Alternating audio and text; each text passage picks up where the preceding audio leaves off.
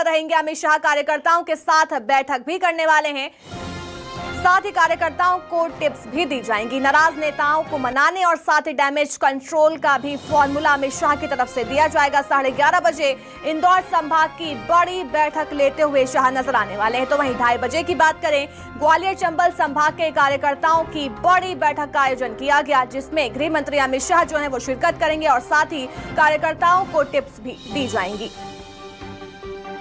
मेरे सहयोगी लगातार हमारे साथ बने हुए हैं। शिखिल, देखिए 3 दिवसीय गृह मंत्री अमित शाह का दौरा था, जो कि आज तीसरा दिन और आखिरी दिन बताया जा रहा है। आज इंदौर और ग्वालियर चंबल की बड़ी बैठकों का आयोजन किया गया, लेकिन खास बात शिखिल नजर ये आ रही है उनके दौरे में कि यहाँ पर खासा फोकस जो है वो शाह का कार्यकर्ताओं पर देखा गया है। उन्हें आज टिप्स दी जाएंगी और साथ ही किस तरह से डैमेज कंट्रोल किया जाएगा उसको लेकर भी रणनीति तैयार की जानी है शाह की तरफ से।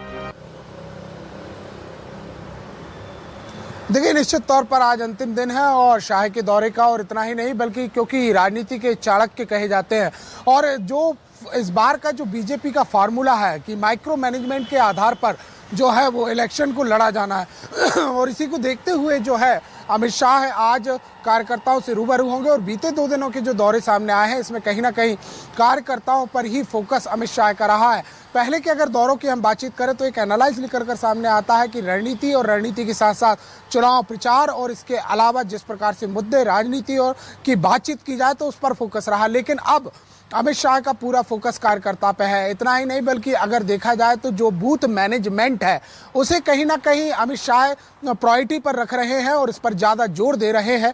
जो लक्ष्य इस बार बीजेपी ने रखा है कि हर बूथ पर 51% वोट शेयरिंग जो है वो कहीं ना कहीं बीजेपी के पक्ष में होनी चाहिए और इसी को लेकर पन्ना प्रमुख साथ ही साथ कार्यकर्ताओं पर ज़्यादा जोर दिया जा रहा है। और जो जिस प्रकार से प्लानिंग अभी तक की गई है कि लोगों को ज़्यादा से ज़्यादा मतदान कराना है और इसके अलावा उन्हें देखना है कि ऐसे जो मतदाता जो कि बीजेपी के पारंपरिक या बीजेपी की से संबंधित नहीं है उन पर भी फोकस किया जाना है। वहीं अगर देखा जाए तो रूठों को मनाने की बात भी सामने आ रही है। बीते 2 दिनों की बैठक में अमित शाह ने एक और मूल मंत्र यहाँ पर दिया है कि जो रूठे हुए हैं, कहीं ना कहीं बागी हैं या फिर निर्दलीय जो हैं वो प्रत्याशी हैं, उन्हें जो है वो मनाने की जो है कवायद शुरू की जाए। और इसमें भी उन्होंने जो है वरिष्ठ पदाधिकारियों वरिष्ठ नेताओं को कमान सौंपी है कि बैठक की जाए। बैठक के साथ साथ इस बात पर पूरा जोर दिया जाए कि जिस प्रकार से लोगों की नाराजगियां हैं उन्हें दूर की जानी चाहिए। और वहीं जो देखा जाए तो जो पन्ना प्रमुख जिस प्रकार से जिनको जिम्मेदारी दी जाती है, बीजेपी का एक अहम रोल अदा करते हैं इलेक्शन मैनेजमेंट में।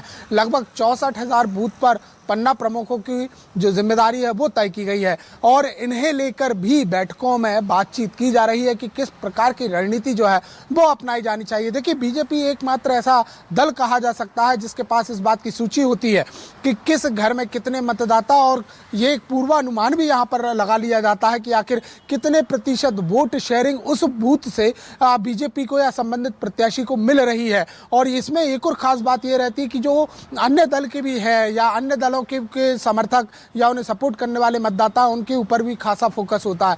तो इस बार जो है अमित शाह जो चाणक्य कहे जाते हैं राजनीति के, उनका सीधा जो रणनीति बनी है वो इस बात की बनी है कि जो अब काउंटडाउन शुरू हुआ है, अंतिम जो समय अब 17 तारीख का नज़दीक आने वाला है, तो कहीं ना कहीं उन घरों पर अप्रोच की जाए, उन मतदाताओं पर अप्रोच की जाए जो बीजेपी के पारंपरिक मतदाता नहीं कहे जा सकते या बूथ स्तर पर जिनकी जो है पकड़ फिलहाल बीजेपी की कमजोर जिन घरों में है। तो यूं कहा जाए कि अब एक बड़ा जो है इस बैठक के बाद एक नई रणनीति के साथ कार्यकर्ता उतरेंगे। अंदर की खबर यह भी है कि लगभग जो 17,000 महिला कार्यकर्ताएं हैं बीजेपी की, वो भी अब पूरे प्रदेश में घर घर की ओर निकलने के लिए रवाना होंगे।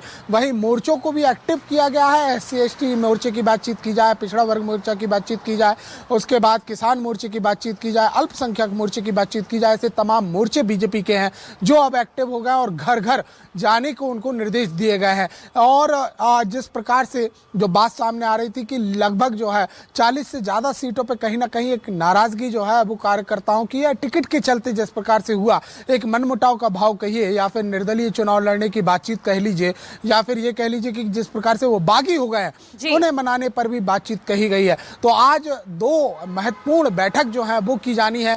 और इंदौर संभाग की अगर हम बातचीत करें तो इंदौर संभाग इस बार वीवीआईपी जोन कहा जा सकता है बीजेपी के लिए, क्योंकि कैलाश विजयवर्गीय के साथ तमाम जो नेता है वहां उतरे हुए हैं। इसके अलावा ग्वालियर चंबल संभाग की अगर बातचीत की जाए, ना सिर्फ मध्य प्रदेश बल्कि देश का एक बड़ा राजनीतिक केंद्र माना जाता है। राजधानी भोपाल जरूर राजधानी है, लेकिन जो सियासत की राजधानी है वो ग्वालियर चंबल संभाग मध्य प्रदेश की मानी जाती है। और यहाँ से जिस प्रकार से आज जो पूरे एक समीकरण होने हैं, उन समीकरणों पे खासा एक जोर जो है वो बीजेपी के रहेगा। ये बात देखने की होगी कि आखिर अमित शाह जो हैं इन्हें दोनों संभागों को लेकर आखिर क्या टिप्स देते हैं और आखिर किस प्रकार से जो मैनेजमेंट की बातें सामने आ रही हैं वो कैसे हो पाती हैं। क्योंकि देखा जाए तो ग्वालियर चंबल संभाग में जिस प्रकार से जो एक टिकट के बंटवारे हुए हैं, कहीं ना कहीं एक सिंधिया फैक्टर के चलते कुछ नाराजगियां भी देखी गई हैं, क्योंकि टिकट जो खैमों के आधार पर बटे उसमें कहीं ना कहीं बीजेपी के लिए एक चुनौती का समय भी रहा। और इसी के चलते ग्वालियर चंबल संभाग, हालांकि इस बार के चुनाव एक ऐसा चुनाव है जिसमें अगर हम बातचीत 10